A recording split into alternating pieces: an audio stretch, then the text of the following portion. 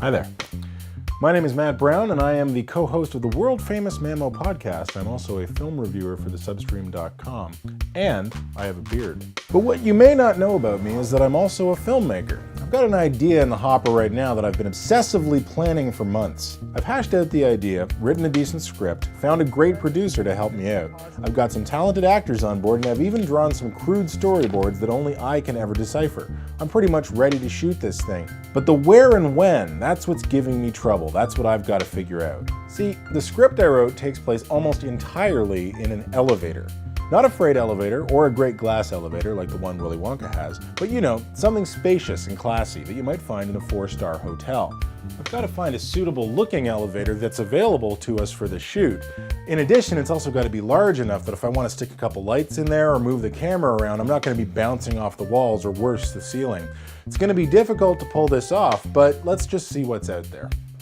So off I go on what's called a recce, or location scout. Recce is a military term the film industry appropriated for its own use to further make the craft of filmmaking seem super cool and foreign to the layperson. But really it just stands for reconnaissance, which is pretty straightforward.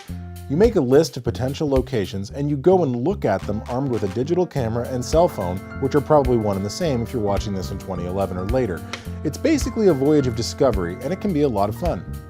So now I've got a lot of photographs and notes and places I'd like to use. I don't know exactly what to do next, so I'm going to talk to my producer, Kat, about it, and maybe she can help me make a decision on where to shoot this thing. Hi! Okay, so what did you find? Well, here's some photos I took. Okay. That one's pretty good. It's a little bit small. I like that one a lot. It's like really spacious and stuff, but the concierge was kind of giving me a weird look when I was taking the photos, so I don't know how friendly they are. And that one's okay, but the carpet is ugly.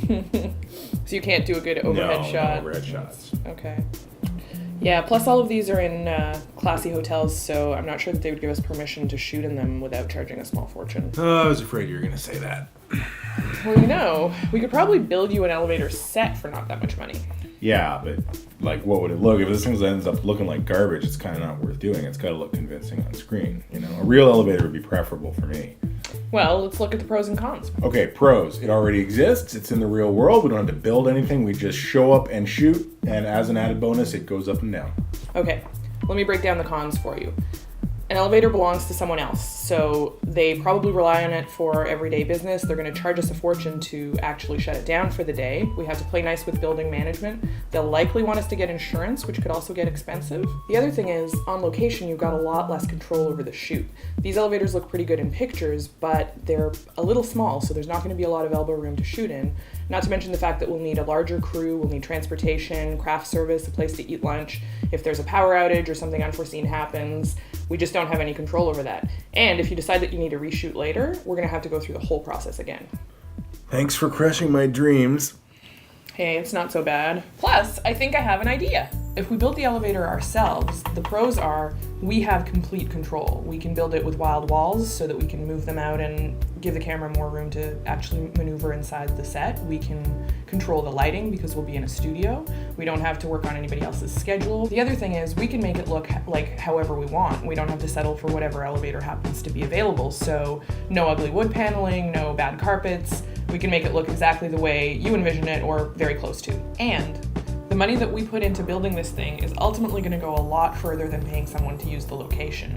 And when we're done, we're going to have a fully functional elevator set that we can reuse for other shoots or maybe even rent out to other producers. Yeah, but I'm useless with a power saw. Like, one of the cons is this could take forever to build and still end up looking like some cheap-ass set from Star Trek. Easy there, Debbie Downer.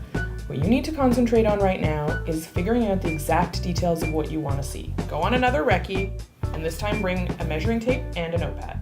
Take some measurements, pay closer attention to the details you like about the elevators you see, and make some firm decisions about what sort of look you're going for. Then let me worry about how it's going to get built. I know a bunch of talented carpenters that can put something like this together in a weekend, and it will look great, trust me. Just go out there and find your dream elevator. So there you have it. Not only is it important to have a great producer on your side, but it's vital to go out there and do a recce. Even if you don't end up shooting on location, the real world is going to inform everything you do in terms of building your set and even just figuring out the vibe that you're going for. So that real world experience of going out and looking at the thing you're trying to shoot, it's going to help you out. Thanks for coming with me on this journey of discovery, and we'll see you in the new year on the set of my Elevator movie, which is going to be shot at the Substream Studios. Happy holidays, everybody.